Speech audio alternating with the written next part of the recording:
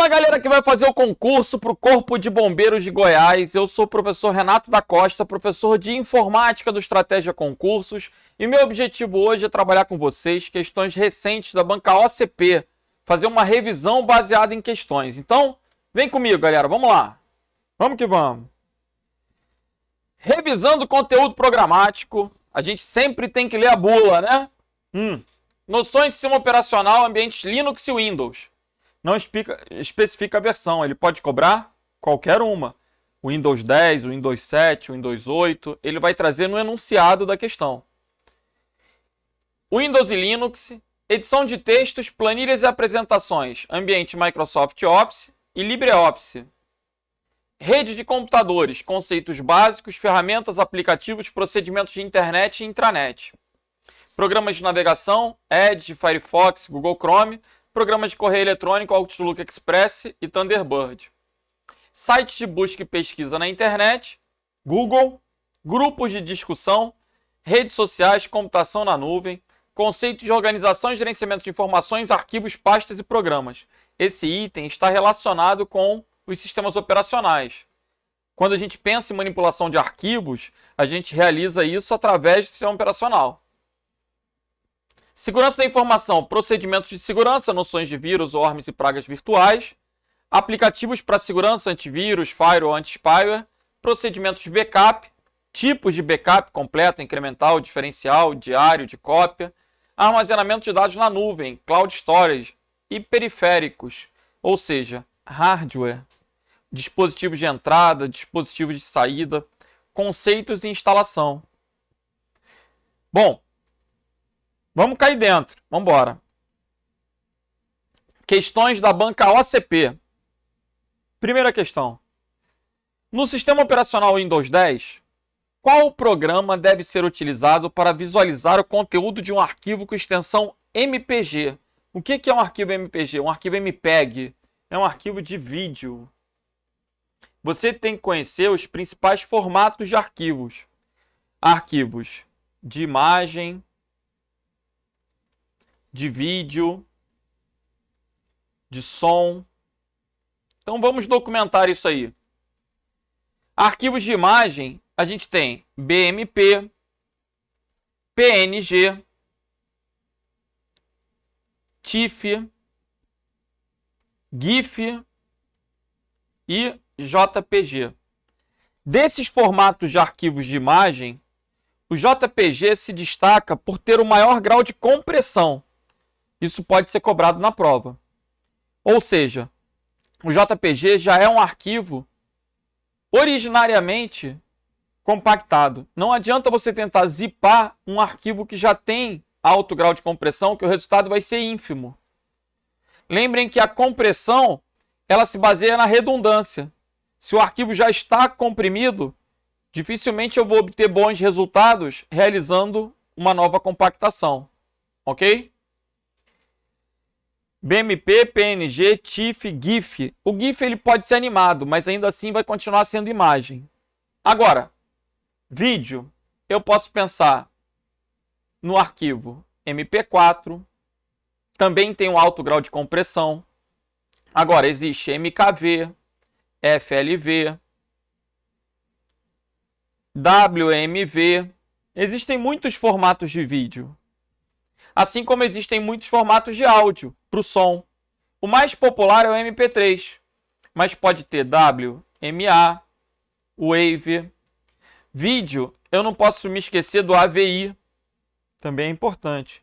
E do próprio MPEG, né? Ou MPG, que foi cobrado nessa questão da prova.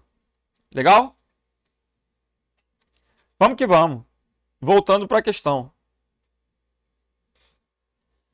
Um arquivo MPG, um arquivo de vídeo, vai ser acessado, vai ser aberto a partir do Windows Media Player. Gabarito, letra C de Charlie.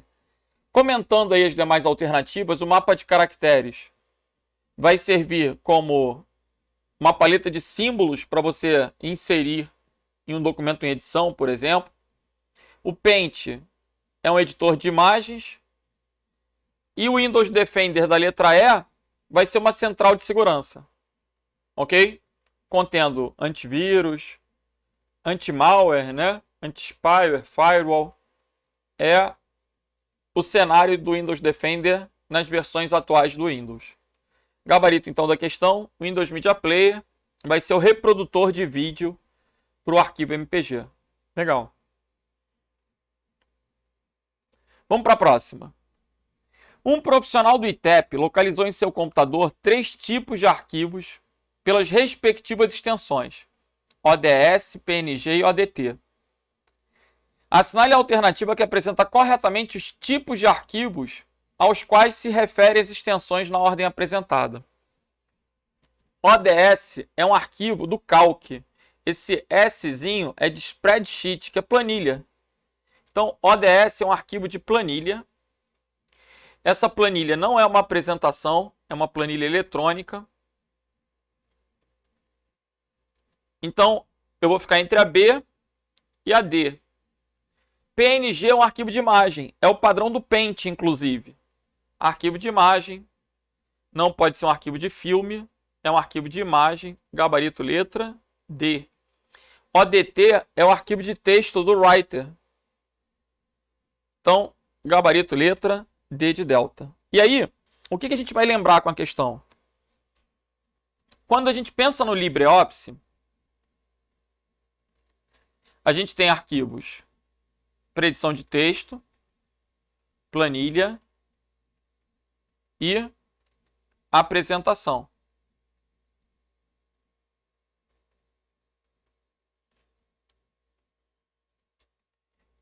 Texto, planilha e apresentação no LibreOffice e no Microsoft Office.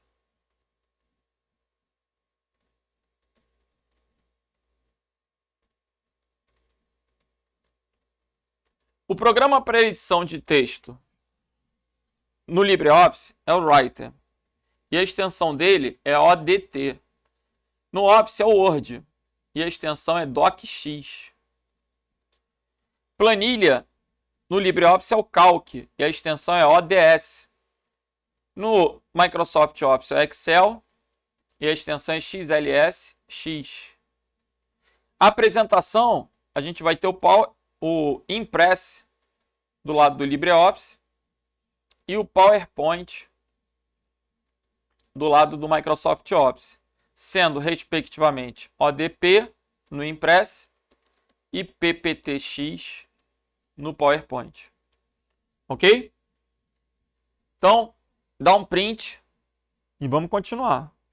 São as principais extensões dos arquivos de texto, planilha e apresentação de acordo com o edital LibreOffice e Microsoft Office. Percebam o padrão do LibreOffice. Todos os arquivos começam com O de Open, OD de documento aberto, mudando só o último caractere. Eu acho até mais fácil que o do Office, né? ODT, ODS, ODP. Beleza. Então, gabarito letra D. Vamos para a próxima. Uma prática dos cybercriminosos é enviar por e-mail links e anexos prejudiciais às pessoas que os acessam. Com o intuito de quê? Ludibriar para que essas pessoas executem o anexo e assim infectem a máquina. Assinale a alternativa que apresenta o nome desse tipo de ataque cibernético. Essa pescaria de trouxa que vai te enganar. Teu nome está no Serasa, clique aqui. Ah, clica aqui que você vai ganhar R$100. Vai ganhar nada, meu filho, não clica nada. Ah, teu nome... Você vai perder sua conta se não fizer o recadastramento. É preciso digitar o número do seu cartão e sua senha. Tem sempre um que acredita nisso. Bancos não pedem senha por e-mail. Que droga. Então, esse tipo de golpe é o phishing. O phishing está associado ao quê? A um golpe financeiro. A uma fraude financeira. Um golpe, uma fraude. E os demais? As demais alternativas são tipos de malware. São programas maliciosos. O phishing não é um programa. O phishing é uma técnica de engenharia social. De enganar, de ludibriar. Agora, o adware é o programa que insere propagandas. Um tipo de spyware. De acordo com o que você realiza na máquina, ele está te espionando e mostrando propagandas direcionadas. É um adware. O worm, ou verme, ele vai congestionar a rede, se replicando, consumindo recursos, causando lentidão.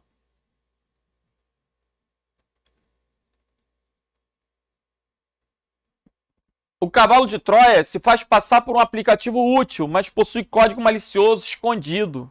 É a ideia do cavalo de Troia. Se faz passar por aplicativo útil. Lembra da história do presente de grego? Achei que era bom. Aceitou o cavalo e se deu mal. Se faz passar por aplicativo útil, mas possui código malicioso escondido. Cavalo de Troia e Trojan é a mesma coisa, pessoal. Então a letra D e a letra E são equivalentes. Já é um presságio de que elas não poderiam ser a resposta. Ok? D e E é a mesma coisa. Trojan, cavalo de Troia. Ok? Gabarito, então, letra C. Vamos para a próxima. Um funcionário do ITEP necessita entregar para seu colega de trabalho uma planilha do Excel com diferentes células que precisam ser destacadas por cores automaticamente. Conforme os valores contidos nelas, elas vão ficando coloridas. Sendo assim, esse funcionário fará uso de qual importante recurso do Excel? Vejam. Vou entrar aqui no Excel. Vou criar uma breve planilha para ilustrar o uso da formatação condicional, que é o recurso. Então, vou colocar aqui Renato, Renan, Adriana e Bruno. Notas aleatórias: 9, 5, 8, 4. Vou selecionar a coluna B. Quero que aqueles que têm nota abaixo de 6 fiquem com a nota vermelha. Então eu vou em página inicial, formatação condicional. Formatação condicional, eu posso vir aqui, ó, em regra e especificar como que eu quero. As células que contenham um valor menor ou igual a 6, eu quero que apareçam com a cor vermelha.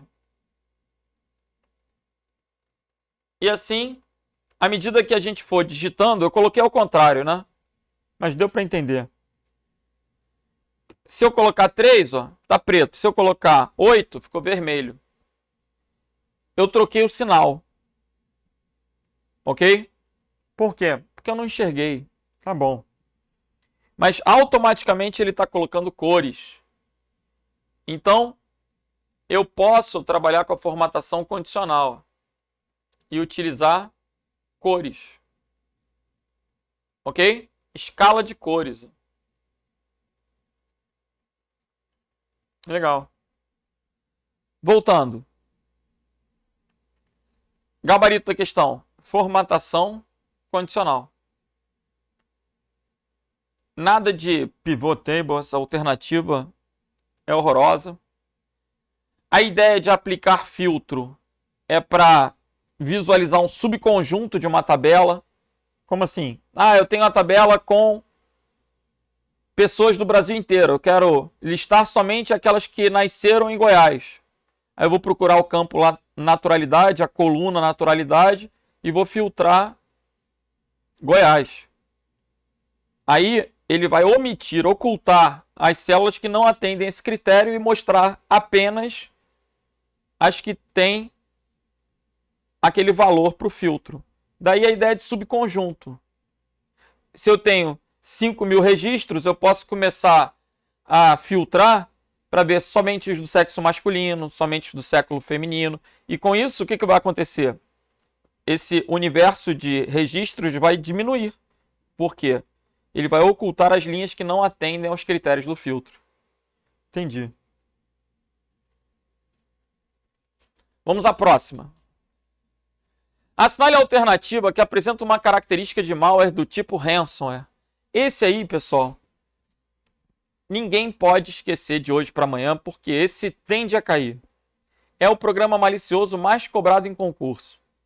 Lembra que ransom é resgate. O objetivo do ransom é cobrar resgate pelos dados.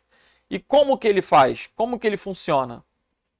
Quando a sua máquina está infectada por um ransomware, os arquivos ficam criptografados. Você tenta abrir e não consegue. Ele vai pedir senha. E a maneira que você tem de obter a senha é pagando ao hacker. Ele vai te exigir uma quantia em bitcoins. Aí você vai transferir em bitcoins, que é para não deixar rastros. E talvez ele te diga a senha para você acessar novamente seus dados. Isso, obviamente, não é recomendado, né? Pagar o resgate não é uma boa opção, desde que você tenha backup. A maneira que você tem de mitigar esse tipo de ataque, de minimizar o impacto desse ataque, é tendo backup. Porque aí, se você tem um backup, você vai ignorar aquele pedido de resgate, você pode apagar tudo, reinstalar tudo e restaurar o backup limpo. Ok? Então vamos lá. Exibição de propagandas é característica do adware. Captura de dados no teclado é característica do keylogger. O keylogger é um tipo de spyware. Assim como o adware também é um tipo de spyware.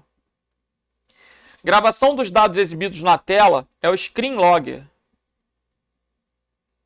Captura telas também é um tipo de spyware. Captura dados bancários e envio invasor também é um spyware. Aqui eu vou pensar diretamente no spyware. Exige quantia em dinheiro, normalmente em Bitcoin, para fornecer a chave necessária para decriptar os arquivos que foram codificados. Gabarito, então, letra E.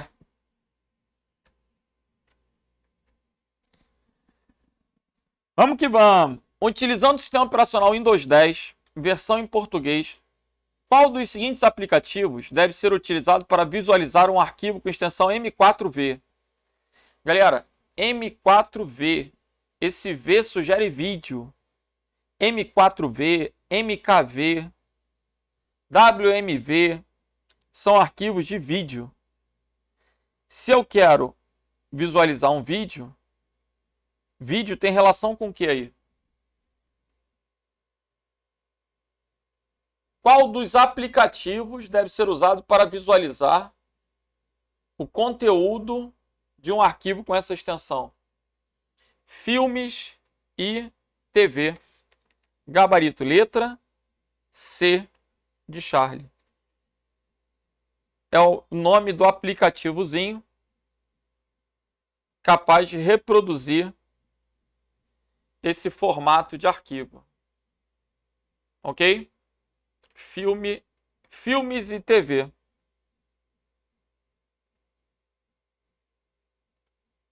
M4V.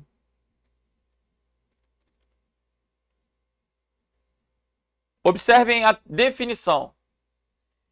Container de vídeo. O formato de arquivo M4V é um container de vídeo desenvolvido pela Apple, uma derivação do formato MPEG 4, que compartilha muitas semelhanças com o MP4.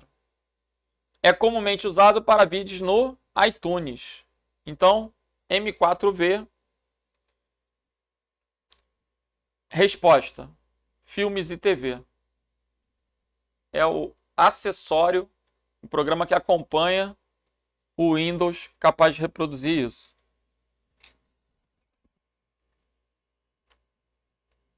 Professor, esse papo de arquivo compactado, pode lembrar as extensões? Acho uma boa. A banca gosta de extensões, né? Vale a pena você lembrar que arquivos compactados do Windows possuem extensão padrão zip. Zip é o padrão do Windows. Mas existe RAR, ARG, dentre outras extensões, GZ, são todos formatos de arquivos compactados. Ok? Conexão de área de trabalho remota. a gente utiliza essa ferramenta em servidores Windows para que equipamentos clientes possam acessar o servidor usando um protocolo RDP. Hoje, existem várias ferramentas de área de trabalho remoto. TeamViewer, Anydesk, são alternativas a essa ferramenta do Windows. Ok? Gabarito aqui da questão letra C. Vamos para a próxima. Sobre a tecnologia de rede privada virtual. O que é isso? É uma tecnologia que vai permitir o tráfego de informações privadas através de uma rede pública, que é, no caso, a internet. Dessa forma, um funcionário pode, por exemplo, acessar a intranet da empresa de home office. Dessa forma, é possível que eu acesse o sistema de um banco. Então, rede privada virtual. O objetivo vai ser implementar técnicas de segurança como criptografia, o uso de firewalls, para oferecer um acesso seguro através de uma rede insegura. Pode trabalhar com algoritmos de criptografia? Claro. Toda VPN utiliza criptografia e firewall. Permite configurar a autenticação de usuários? Eu tenho que ter o método de autenticação para provar que eu sou realmente aquela pessoa. Pode ser uma senha, pode ser um certificado digital. Oferece recursos de segurança para a comunicação de dados? Sim. Uma rede virtual só pode funcionar sobreposta a outra rede pública ou privada. Vejam, a rede privada virtualmente, para que ela seja virtual, ela tem que fazer uso desses mecanismos e usar uma rede que seja o quê? Pública. Né? Por quê? Se eu criar uma rede privada fisicamente, eu perco a característica virtual. Então ela utiliza uma outra rede, que seria o canal inseguro, para acessar de forma segura. A definição de rede privada virtual vai ser o quê? Oferece acesso privado, seguro, por meio de um canal inseguro. O que vai ser esse canal inseguro? A internet, por exemplo. Seria essa outra rede citada na questão. Essa outra rede seria insegura. O objetivo da VPN é criar um túnel de segurança para passar por uma rede insegura informações seguras. Particularmente, eu não gostei da letra C no que ele fala ou privada. Seria uma definição até mais tranquila se ele colocasse que a rede privada virtual, ela utiliza mecanismos inseguros, né, a rede pública, para criar um canal seguro na rede pública, que seria a rede insegura. Mas eu vou abstrair a letra C, porque a letra B é horrorosa, gente. VPN não é um software, VPN é uma tecnologia, é uma maneira de se fazer as coisas, uma maneira de trafegar dados sensíveis em um canal inseguro. Não é um software licenciado, não é exclusivo para Linux, independe de sistema operacional. A VPN utiliza tecnologias de rede da internet.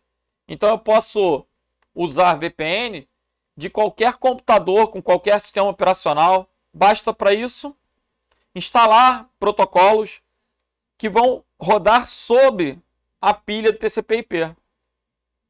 Ok? Gabarito, então, ficou o quê? Letra B de brabo. Ele quer a incorreta. VPN não é um software, VPN é uma tecnologia. Quando eu falar tecnologia, é um conjunto de regras para fazer alguma coisa. É uma maneira de se fazer algo. Isso é uma tecnologia. Ok? E a tecnologia vai implicar, nesse caso da VPN, firewalls, criptografia, protocolos. Beleza. Gabarito letra B. Agora, uma questão que, na minha opinião, é imprevisível. Como assim? Se cair de novo na prova, se cair uma questão parecida, eu não tenho como fazer vocês decorarem toda a tabela ASCII. É um assunto imprevisível. Ferrou. O que eu vou orientar é a chutar de uma forma coerente, para dentre as alternativas ter mais chance de êxito. Como assim? Veja, cada caractere é representado por uma sequência binária. A codificação, essa tabela que representa os caracteres, é a tabela chamada tabela ASCII, que é um código americano de informação padrão. De uma maneira análoga, é como se fosse um código Morse, onde a gente vai considerar a sequência de bits, zeros ou uns, como um caractere. E para tentar refrescar a cabeça de vocês, quem é mais velho, nesse ponto tem vantagem. Antigamente, o teclado, por exemplo, nem preciso falar antigamente, antigamente era mais usado, não tinha aquele caractere de bolinha com primeiro, de Azinho para primeira. Se eu quisesse colocar o Ozinho de primeiro, sabe aquele Ozinho assim? Se eu quisesse fazer primeiro, isso aqui era o Alt 167. O Azinho era o Alt 166. O Alt 168 era a interrogação de cabeça para baixo. Para que eu vou usar a interrogação de cabeça para baixo? Em espanhol, você começa com a frase com uma interrogação de cabeça para baixo. Quando ela é interrogativa, o espanhol ele tem uma interrogação no início e no fim. Aí, para colocar essa interrogação, era o Alt 168. Então, quando a gente entra no Word, por exemplo, ou no bloco de notas, em qualquer editor de textos, se você pressionar a tecla Alt do lado esquerdo e no teclado numérico com a mão direita digitar uma sequência de números variando de 0 a 255, vai sair algum caractere. Alt 166, Alt. Deixa eu aumentar a letra aqui.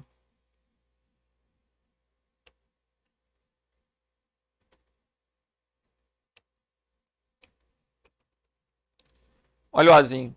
Alt 167, Alt 168, Alt 35 é a tralha. Alt, uma sequência numérica, vai representar um caractere. Pessoal, aperta Alt 60. Alt 60. Não tem o que fazer não, meu filho. Vai ficar pedindo para eu ficar apertando o número agora? Alt 60 é o sinal de menor. Alt 80 é o P. Aí, Alt 81, depois do P vem o quê? P maiúsculo. Não, PQ. Então, o 81 é o Q. 82 é o R. Cada letra vai seguir a sequência.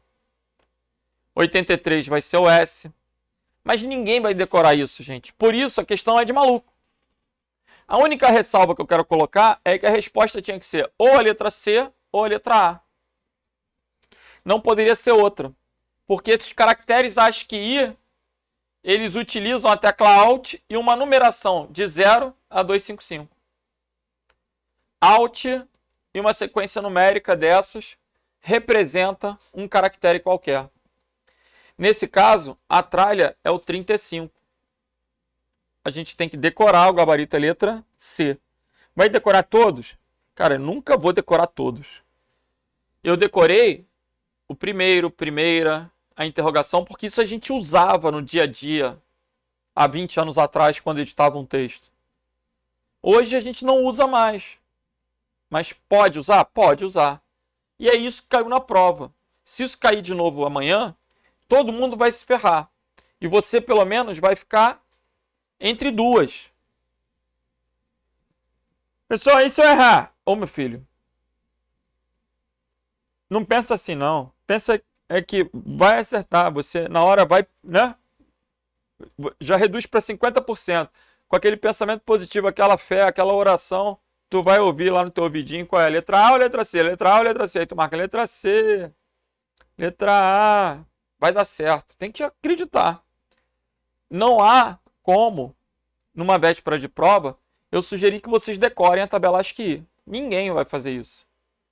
Aí você tem que realmente contar com a sorte, porque, de verdade, descartaria a letra B, a letra D e a letra E, e ficaria na dúvida entre A e a C. Aí partiu para o chutômetro, mas já reduziu em 50%. Gente, isso faz parte de concurso público. Tem determinados assuntos que o custo-benefício é tão baixo, você não vai ter como decorar 256 combinações de uma tabela ASCII para se cair uma questão na prova. Beleza? Então, abstrai, paciência. Mas eu já sei que Alt um número não pode ser número maior que 300. Maior que 255. Perfeito, meu filho. Perfeito, já ajuda. Tá bom. Letra C. E as funções do Excel? Observem. O Excel tem mais de 400 funções. A sintaxe das funções do Excel e do Calc em português é a mesma. Isso já ajuda. O que ele está perguntando aí? Qual é uma função válida? Não existe a função arrend, existe a função arred, para arredondar. Existe a função int, inteiro. ARP é um protocolo, não tem nada a ver com Excel. Counting é em inglês. Count é contar. Existe count.if, mas é em inglês. Ele está perguntando em português. O gabarito, então, vai ser o quê? Letra E. A letra E é a função para trabalhar o quê? O cosseno. Quando a gente coloca cos, ele retorna o cosseno de um ângulo. É uma função da categoria matemática. Beleza? Então, o gabarito aí ficou o quê, gente? Letra E. O candidato que está bem preparado, ele começa estudando funções matemáticas, funções estatísticas, soma, média, mínimo, máximo. Depois ele vai partir para funções de texto, funções lógicas. São muitas funções no Excel. Gabarito aí, letra E. Vamos para a próxima. Qual tipo de configuração é necessário para que um software cliente de e-mail seja capaz de enviar mensagem de e-mail? Quem é o software cliente de e-mail que está no edital? Ele coloca lá Outlook Express e Thunderbird. São os programas clientes de e-mail. Esses programas acessam o seu servidor de e-mail, Hotmail, o que seja.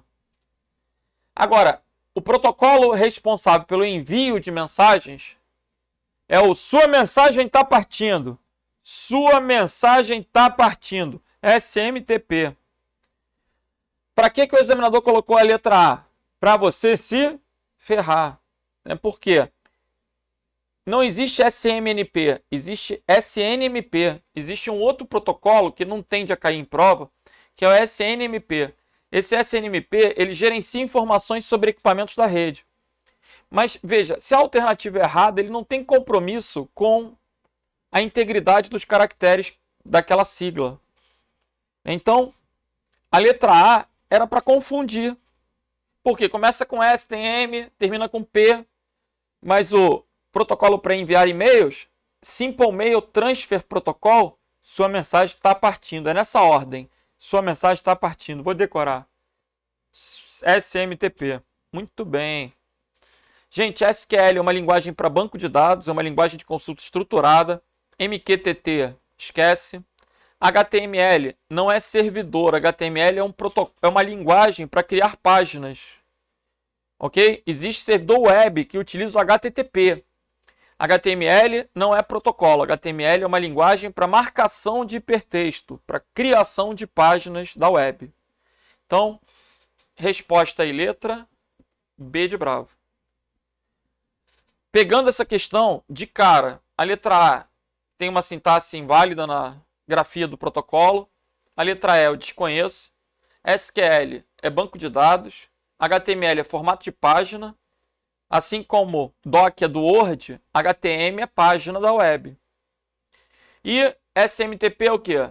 Sua mensagem está partindo é o protocolo para envio. Você vai lembrar que o SMTP é para envio e que o POP3 e o IMAP são para recebimento. Aí você vai optar por um ou por outro. Eles têm características que o diferenciam. Se cair uma questãozinha adiante, a gente comenta. Beleza.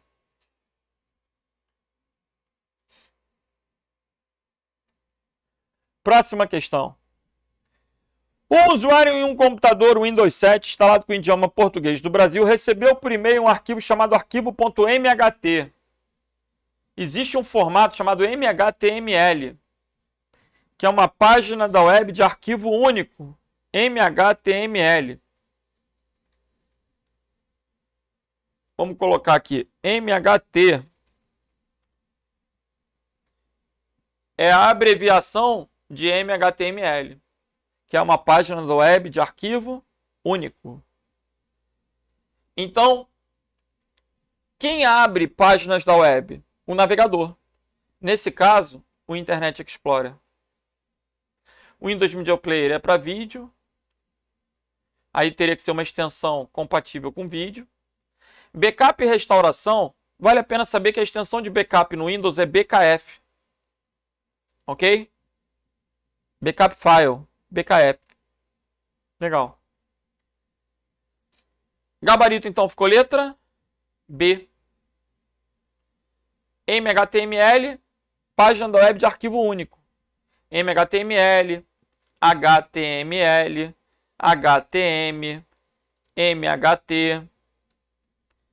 São formatos abertos pelos navegadores em um modo geral. O Internet Explorer, ele já foi descontinuado. O sucessor do Internet Explorer é o Edge, que acompanha o Windows 10, o Windows 11. Legal? Mas na época do Windows 7 ainda era o Internet Explorer. Vamos para a próxima. Considerando o editor de planilha eletrônica do Excel, aí, galera, abstrai Excel Calc, né? São pouquíssimas as diferenças entre os dois. Para que serve a função arrumar? Para remover espaços excedidos. Como assim? Imaginem que eu coloquei aqui, ó. Coloquei Renato, uma porrada de espaços, dá uma porrada de espaços, Costa. Se eu colocar igual a arrumar A1, ele vai remover os espaços excedidos e deixar um único espaço entre as palavras. Isso é arrumar. É uma função de texto. Ok? Qual o gabarito, então? Vamos ver. Remove todos os espaços do texto, exceto os espaços únicos. Ele deixa um espacinho. Remove aqueles que são excedidos. Gabarito, letra A. Ordenar uma sequência de células de fórmula crescente ou decrescente, a gente tem esse comando na barra de menus. Ou melhor, na barra de menus do Calc ou na faixa de opções, lá nas guias do Microsoft Excel. Tanto em página inicial quanto em dados no Excel, a gente tem um botão de classificar crescente ou decrescente. Remove automaticamente a acentuação? Não. Corrige erros de fórmula simples, como ajuste da falta de parênteses? Isso ocorre naturalmente quando você tecla Enter, ele te sugere. Não é o objetivo da função arrumar. Ajuste e padroniza casos decimais em uma sequência de células com valores monetários. Isso pode ser feito a partir da formatação da célula, né? Formatar a célula, que atalho de teclado é Ctrl 1. Formatar células. O atalho de teclado, tanto no Excel quanto no Calc, é Ctrl 1. Ok? Gabarito, então, letra A. Vamos que vamos! Considerando o editor de texto do Word, versão em português, e sua instalação padrão, ao selecionar uma palavra no documento e em seguida pressionar teclas de atalho como Ctrl N e Ctrl S, Ctrl N no Word é negrito, Ctrl S no Word é sublinhar. O que vai acontecer? Se ele selecionou a palavra, pressionou Ctrl N e Ctrl S, a palavra vai ficar lá em negrito e sublinhado. Não será duplicada, não será salvo o documento, negrito, sublinhado, gabarito letra C. Agora, o mais importante numa prova que compara, que trabalha o Office e o LibreOffice, é você pegar a lógica dos atalhos. Entendam a diferença do Word para o Writer. O Word tem uma lógica em português. O Writer tem uma lógica em inglês. Quando eu penso no Word, quando eu penso lá Ctrl A, no Word o A é de abrir. No Writer o A é de selecionar tudo. Quando eu penso em Ctrl B, no Word esse B é de boia, é para salvar. É o quê? É de bombeiro, meu filho, não tem como errar. A prova não é de bombeiro? O que o bombeiro faz? Salva. Ctrl B no Word, salvar. Pronto. Mas no Writer, o Ctrl B é de bold. Bold é negrito. Olha que maldade. Tomara que caia, tomara que caia. No Word, Ctrl B, bombeiro, bombeiro, salva. E no Writer, bold, bold, black, bold, bold, black, black, black, negrito, negrito. Ctrl C comum, copy nos dois. Agora, estou pensando aqui nas pegadinhas, né? Um Ctrl S no Word vai ser sublinhar. No Writer vai ser salvar. Um Ctrl N no Word é negrito. E no Writer é new, novo. Aí o Ctrl O no Word vai ser novo. E no Writer vai ser open, abrir. Você tem que aprender que a pegadinha é diferenciar português e inglês. Os atalhos, eles têm uma tendência a serem diferentes. Você tem que pensar no Writer, na inicial da palavra em inglês. Ah, não sei inglês. Ah, meu filho, dog, cat, table, book. Tu tem que saber. Então, underline. Todo mundo tem que saber que underline é o quê? Sublinhado. Então, sublinhado, porque é o underline. Underline. Ali embaixo. Enquanto Ctrl U no Word é substituir. Por quê? Porque o Ctrl S já era sublinhar, pegar o segundo caractere. O Ctrl N já é negrito, pegar o segundo caractere. Tem uma lógica por trás dos atalhos. É importante você conhecer. Vamos para a próxima. Vamos lá. O que é Ubuntu e Fedora? Ubuntu é a principal distribuição Linux hoje em dia. Na véspera da prova, eu não quero estressar. Se tu não estudou Linux, desencana. Mas Ubuntu é a principal distribuição Linux na atualidade.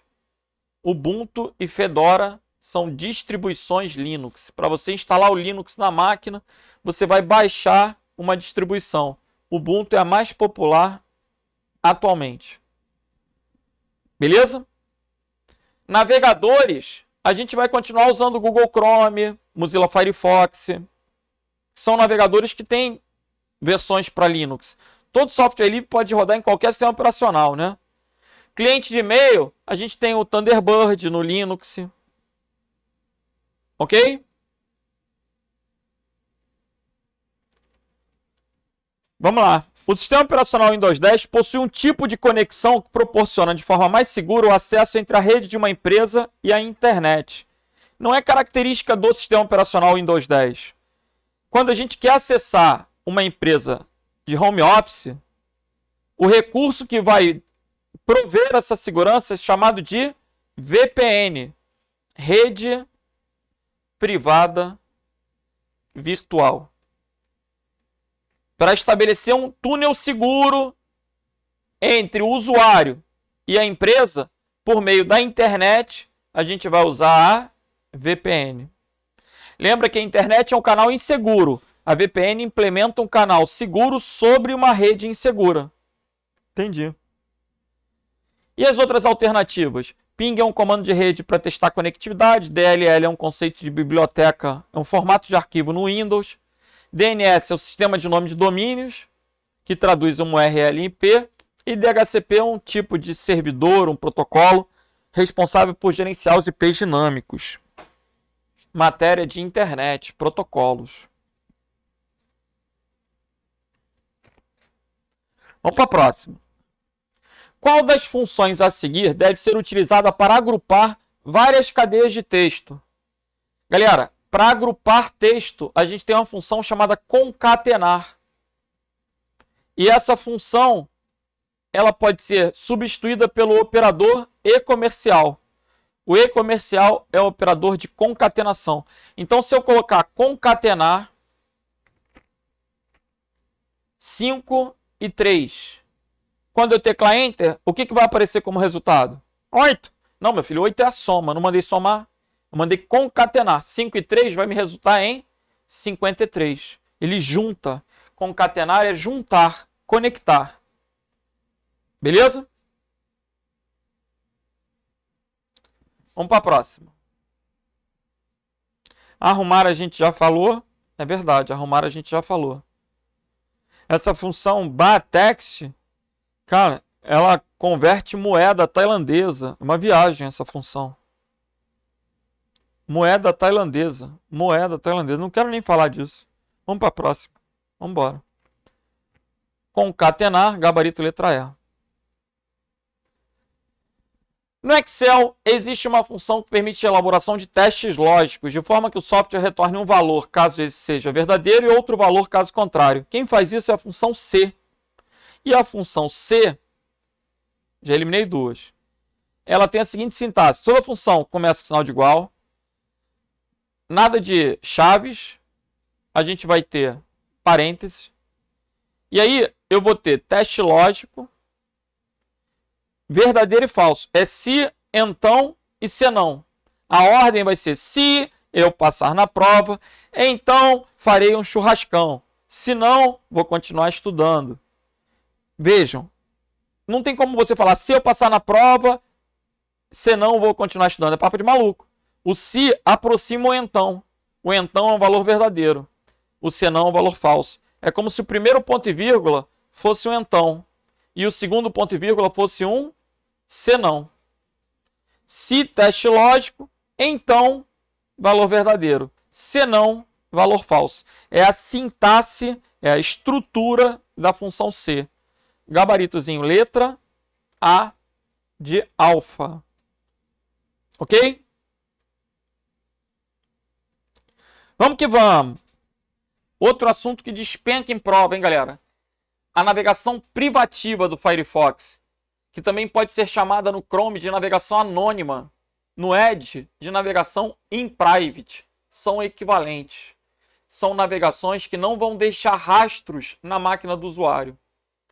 Sabe aquele carinha que gosta de ficar acessando, por exemplo, site pornográfico no trabalho ou em casa e não quer que as outras pessoas saibam? Ele pode usar a navegação privativa para não deixar rastros na máquina. Assim, ninguém vai acessar o histórico dele, ninguém vai acessar o gerenciador de downloads dele. Ainda que ele tenha baixado alguma coisa, essa alguma coisa vai ficar onde ele salvou, mas não vai deixar rastros no navegador daquele ato. Observem, a navegação privativa não deixa rastros na máquina, não salva cookies, não salva arquivos temporários, não salva o gerenciador de download, o histórico do gerenciador de download, não salva histórico. Mas a pessoa continua podendo ser rastreada pela rede. Se o cara praticar alguma coisa criminosa, ele vai ser identificado pelo IP. Não adianta usar a navegação anônima para esse tipo de conduta. A navegação anônima é para não deixar rastros na máquina apenas. Ok? Vamos ver. Permite remover todos os traços de atividade de navegação do usuário no computador. Letra B. Trata-se de um modo anônimo de navegação na internet. Letra C. Oculta as informações de navegação dos provedores de acesso à internet. Letra D. Ajuda a obscurecer as atividades online do usuário no navegador em questão. Opa, isso é importante. Olha lá. Por quê? Ele está no Firefox. Por que a letra A está errada? porque está falando de maneira genérica. Permite remover todos os traços, todos os traços de atividade de navegação do usuário. Ele não vai remover aquilo que já foi feito. E não vai se estender a outros navegadores. Trata-se de um modo de navegação anônima na internet. Gente, a letra B, ela não está errada. A navegação privativa e a navegação anônima são expressões equivalentes. Mal feita a questão. É o ruim de uma prova de múltipla escolha se o examinador realmente não tiver rigor. Né? Porque eu entendo que a letra D ela está mais completinha. Ajuda a obscurecer, que é ocultar, esconder as atividades online do usuário no navegador em questão, de outras pessoas que compartilham o mesmo computador. É o gabarito. Não vai ocultar dos provedores, os provedores vão continuar sabendo quem é o usuário, inclusive pelo IP. Protege o usuário de programas espiões, não tem a ver. Mas a letra B, gente, a letra B, eu vou, para taxar ela de errada, né, porque sabendo que o gabarito é letra D, eu vou lembrar, inclusive, da diferença entre internet e web. Como assim? A internet é a rede mundial. A web é o serviço de páginas. Quando eu fico no modo de navegação privativa, eu vou navegar de forma anônima na web. Mas isso é muito rigor, Porque no dia a dia a gente até confunde, né? Ah, vamos entrar na web, vamos entrar na internet. A web é o serviço de páginas. A internet ela oferece correio eletrônico, chat, VoIP, web, dentre outros. Mas, professor, quando ele usa o termo navegar, é implícito que está na web. Concordo. Por isso, hei de concordar que a letra B ela poderia ser uma resposta. Se fosse uma questão de certo ou errado, a navegação privativa do Mozilla Firefox corresponde à navegação anônima do Google Chrome. Navegação anônima é a terminologia usada no Google Chrome. No Firefox é privativa. Bom, mas são equivalentes, ok? Gabarito, então, letra D de delta. Vamos que vamos. Vamos embora. Olhando essa questão, assim, de cara, a letra D é horrorosa, porque esse entre não existe. A letra A é horrorosa, porque esse E não existe dessa forma. Tinha que ser uma função. Toda função tem que ter parênteses. Na letra B está faltando um ponto e vírgula aqui, ó. Também tem um erro de sintaxe. A dúvida vai ficar entre a letra C e a letra E. Na letra C, E, A2 é maior ou igual a 3, então verdadeiro. Se não... Não. A2 é maior ou igual a 3 é uma proposição. Verdadeiro é uma proposição. E A2 é menor que 8 é uma proposição. Falso é uma proposição. O falso aqui sempre vai retornar falso. A letra C ela vai ser infinitamente falsa. O gabarito só pode ser letra E. Eu nem olhei o enunciado. Eu vou olhar o enunciado para me certificar. Mas, a princípio, aparentemente, só pode ser letra E. É o gabarito. Veja, você está diante de uma planilha do Excel que necessita realizar uma operação lógica em uma célula qualquer. Sendo que se o valor da célula 2 estiver entre os números inteiros 3 e 8, e a célula em que você está operando o cálculo deve retornar verdadeiro, caso contrário, se não for 3 e 8, entre 3 e 8 será falso. Por que eu eliminei a letra A? Eu não posso usar o E dessa maneira. A função E, ela precisa ter um par de parênteses. As funções, elas têm argumentos, né, separados por ponto e vírgula. A função C, ela tem teste lógico, ponto e vírgula. A ausência de um ponto e vírgula implica erro. Erro. Na letra C, isso aqui é um argumento para avaliar. Aqui é verdadeiro. Aí aqui tem um outro E, que tem um argumento que tem um falso. Esse falso vai implicar que essa função sempre retorne falso, que isso aqui sempre seja falso. A letra C nunca vai ser verdadeira. Nunca. Porque se tem um falso escrito, sempre vai ser falso. Na letra D, essa função entre não existe. Então o gabarito só podia, por erro de sintaxe, por exclusão, só podia ser a letra E. Agora, eu concordo que se você não conhece a função nem a sintaxe, não sabe a matéria, é impossível você eliminar os erros. Correto? Teria que ter o mínimo de conhecimento acerca da estrutura das funções para poder excluir os erros de sintaxe.